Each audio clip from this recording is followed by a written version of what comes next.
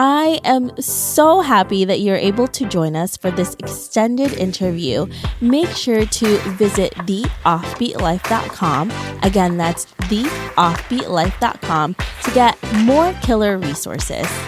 Hey everyone, thank you so much for joining us for this extended interview with Lena, where she's going to share how to create a transformative travel experience. Hey, how are you? I'm good. How are you?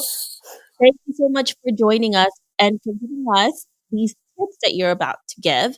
But before we do that, can you give us a little bit more details about you and why you live an offbeat life?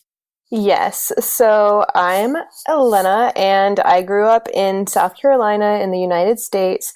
My parents are both immigrants from Greece, so sort of living back and forth between the US and Greece, that really shaped how I experienced life and kind of that feeling of not being American enough, not being Greek enough, like where do I really fit in? And this sort of propelled me into pursuing intercultural exchange and learning about different people from different cultures and people with different life experiences.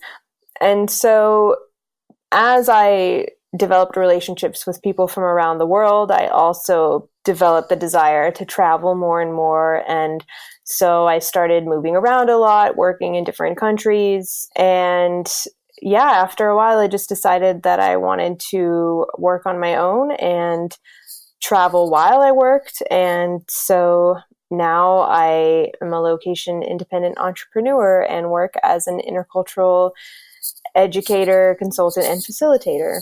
We talked a lot about how you were able to start this and you had this background before, and now you just were able to do it full time.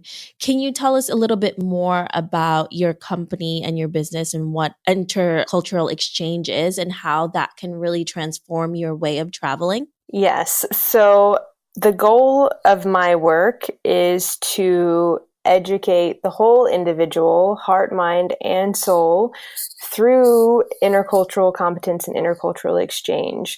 And I think most people, when they think about, okay, intercultural competence just means that I'm going to be able to communicate more effectively with people from different cultures. And it is that, but it's also so much more than that. So it begins, first of all, with self-discovery and self-awareness. Like, you can't really understand how and why you relate to other people the way you do until you have a really clear, deep understanding of yourself and what has shaped you.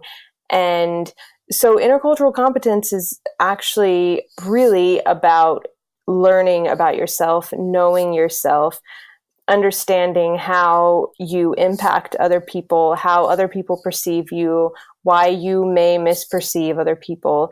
And so in that way, it's really also developing these really intimate connections between people.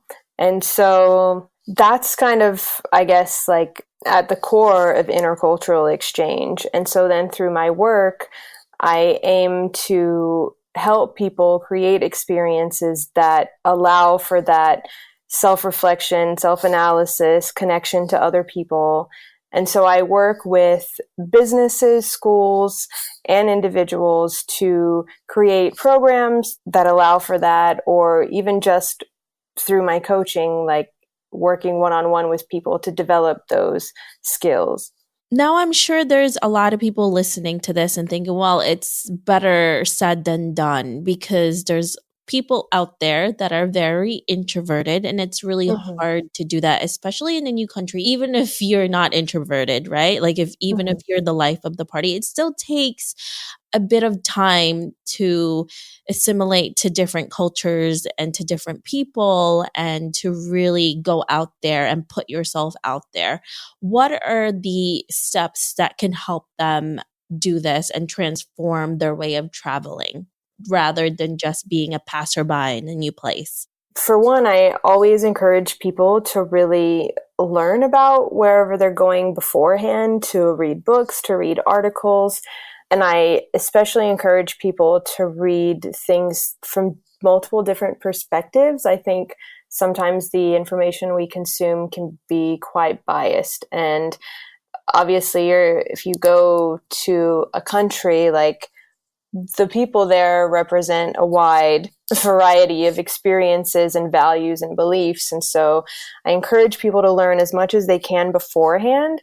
And then I understand, like, it can be difficult to put yourself out there, but at the same time, it's almost a necessity when you're sort of the outsider in a place. You kind of need other people to help you, especially if you don't speak the language. You're in a store and you're like, oh, I don't know. You have to ask somebody to help you understand, like, what does this package even say? Or you ask people, okay, how to get from this place to this place on the metro.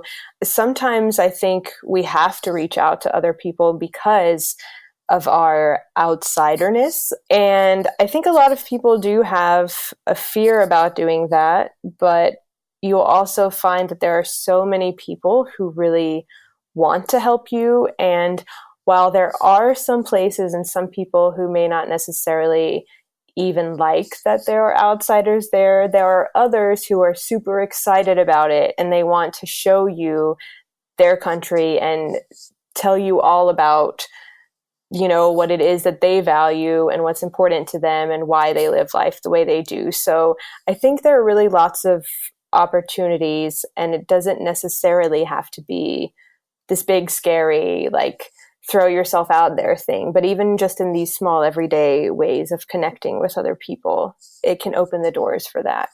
Yeah, absolutely. And you're already putting yourself out there, traveling to a new place. Everything is foreign. One more thing Mm-hmm. will get you there Yeah. a little closer to it.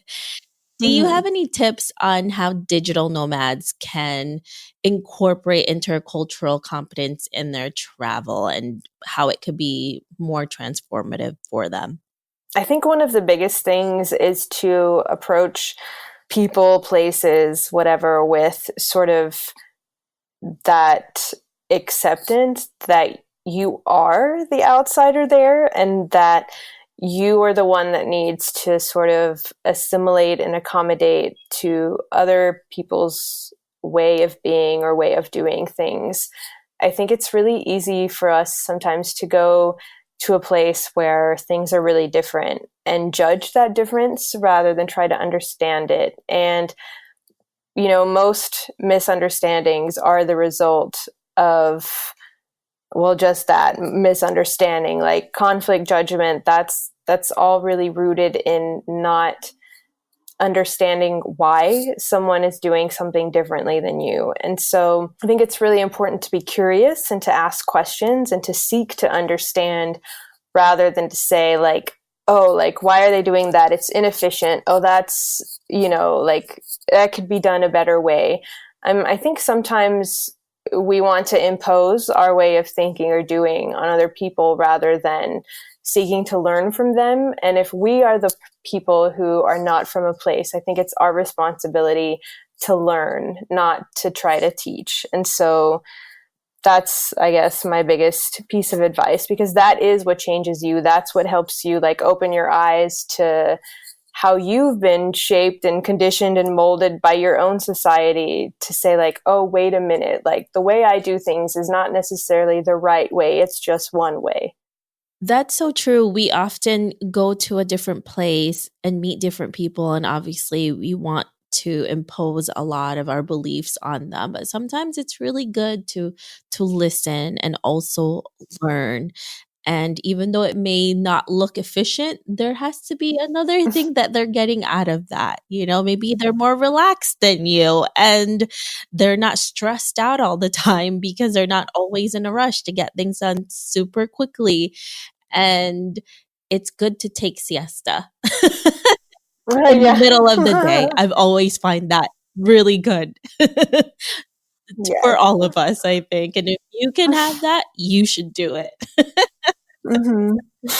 Lena, thank you so much for joining us today. I really appreciate your time. Now, if our listeners want to know more about you, where can they find you?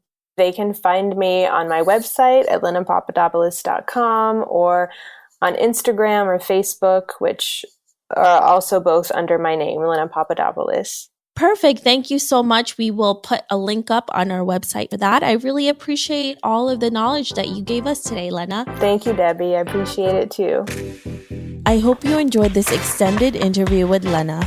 Make sure to visit theoffbeatlife.com. Again, that's theoffbeatlife.com to get the full interview with Lena, where she shares how to create better connections while traveling through intercultural education. Thanks for joining me on this extended interview.